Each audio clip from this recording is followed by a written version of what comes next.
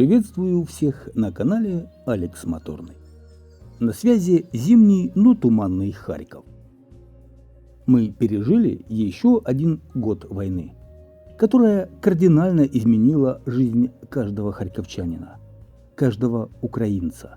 А для Харькова год стал сложным вызовом, в принципе, как и предыдущие два, которые город пережил с достоинством.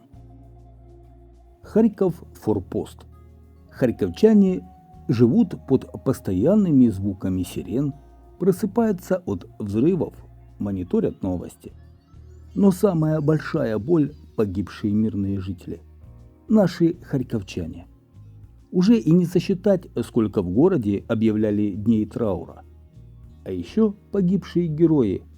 Они положили жизнь, защищая Харьков и всю Украину. Многое пережил Харьков за 2024 год. Жилые дома, вузы, школы, больницы, исторические памятники, люди. Все стало мишенью для российских бомб и ракет. А еще тысячи переселенцев вынуждены покинуть свои дома, спасаясь от войны. Но наш город в этом уходящем году выстоял. Благодаря руководству города, военным, волонтерам, спасателям и обычным людям. Город-герой продолжает жить. Спасибо нашим защитникам и защитницам, которые держат небо над нами. Спасибо каждому, кто не опускает руки в самые сложные времена. Вместе мы преодолеем любые испытания. Харьков был, есть и будет. Осталось всего несколько дней 2024 года. Уже совсем скоро мы будем встречать новый 2025. Но встречать будем без снега. Так нам пообещал Укргидрометцентр. В эти предновогодние дни ожидаются преимущественно дожди, а в начале января ожидается плюсовая температура. Давайте посмотрим, как менялось количество населения Харькова за 10 лет. По состоянию на начало 2022 года население Харькова составляло около 1 миллиона 420 тысяч человек.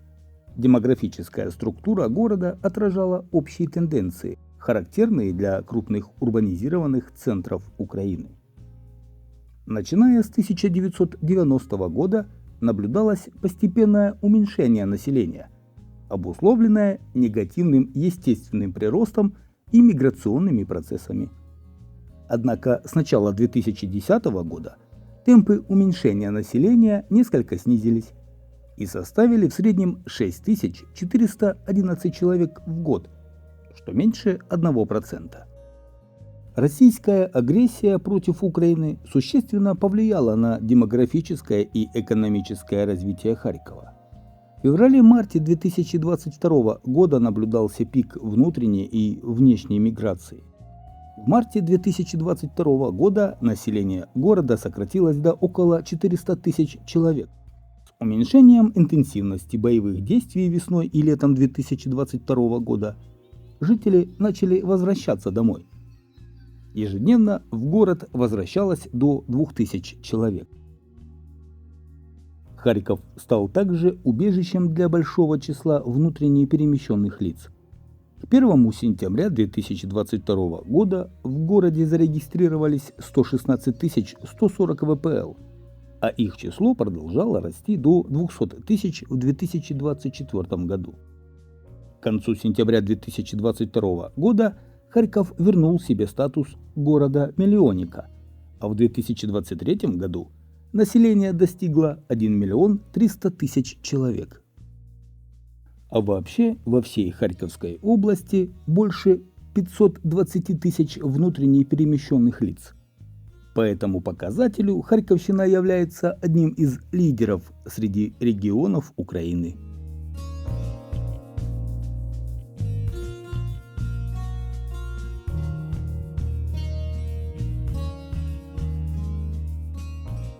А сколько зарплаты, так сказать, съедает аренда квартиры? На однокомнатную уйдет только 20% средней зарплаты, на двухкомнатную 30%, а на трехкомнатную 40%. Речь идет о средней местной зарплате. А вот самой обременительной для семейного бюджета аренда во Львове, Ужгороде, Ивано-Франковске и Киеве. К примеру, в Ужгороде вся зарплата будет уходить на аренду квартиры.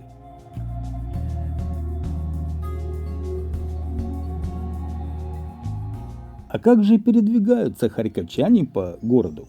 По опросам, опубликованным в телеграм-канале «Стройобзор Харьков», 51% опрошенных харьковчан на общественном транспорте, 27% пешком, 21% на машинах.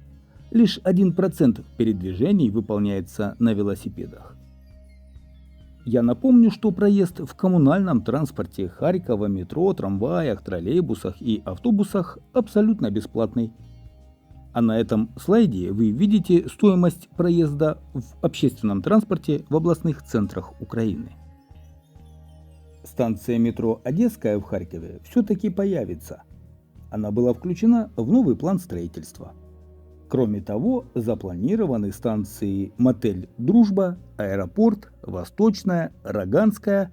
Ранее сообщалось, что работы над двумя станциями должны начаться уже в 2025 году. Завершился конкурс проектов переосмысления здания Харьковской областной военной администрации и площади Свободы. Победили архитекторы из Австралии, Индии и Израиля. Украинские идеи в этом конкурсе не отметили. Покажу вам эти проекты. Например, проект «Память». Идея команды из Австралии. Предполагает построение подземного мемориала, вмешательство на поверхности минимальное. Есть скамейки на площади и несколько архитектурных акцентов в виде колонн. Под помещениями Харьковской областной военной администрации и его дворе предлагают организовать общественное пространство.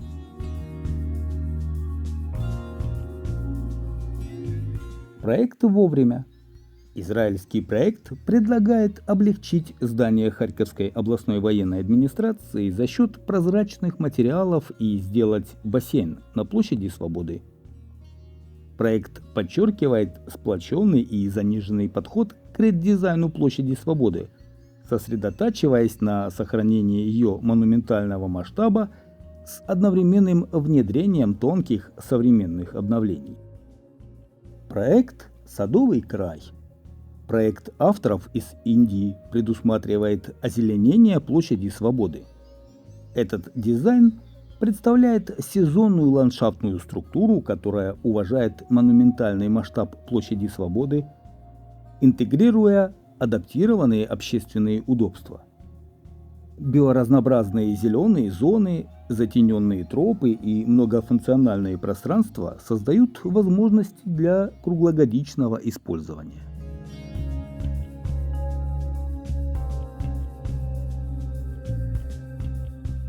В одном из прошлых видео на канале я рассказывал, что в Харькове закрывается кафе «Молодость». Но в то же время в Харькове открылся еще один ресторан американской компании KFC. Открытие ресторана этой сети было запланировано на рождественские и новогодние праздники. Однако приготовление отняло немного больше времени, чем планировалось. Ресторан KFC расположен на 4-м этаже ТРЦ «Никольский».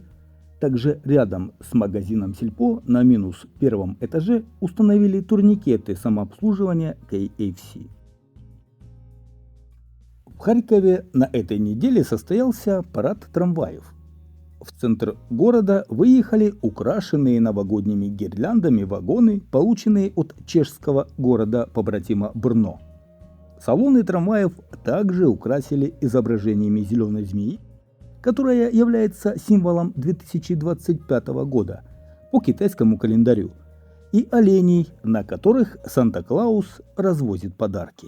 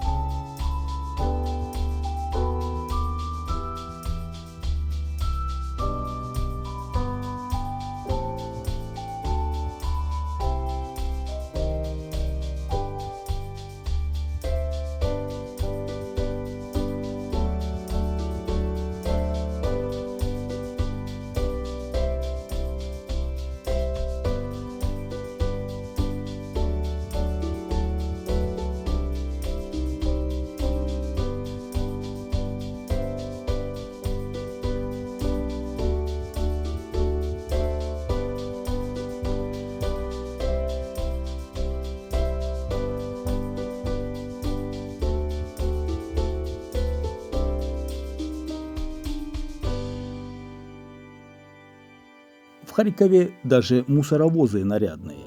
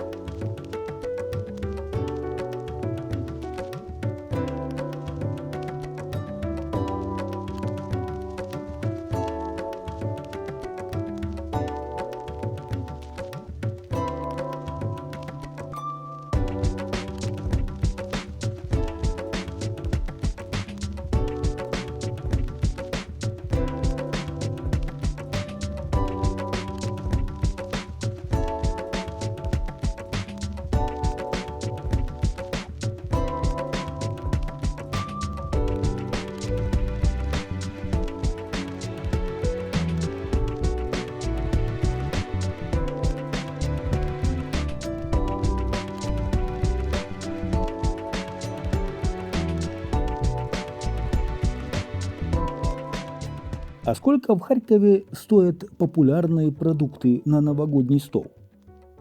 Накануне новогодних праздников в Департаменте административных услуг и потребительского рынка проанализировали цены на популярные продукты к праздничному столу.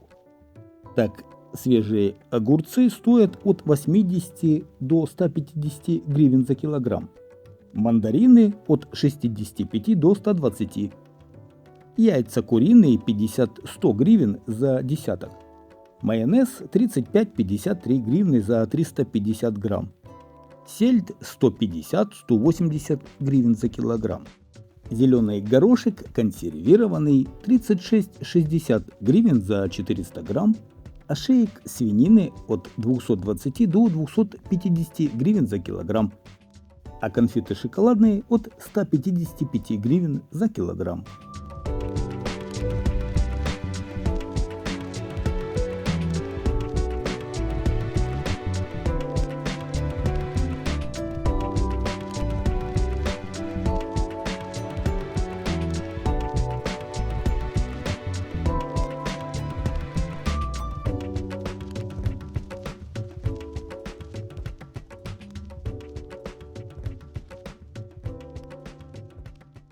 Ну что ж, друзья, поздравляю вас с наступающим новым 2025 годом. Новый год – время чудес и исполнения заветных желаний.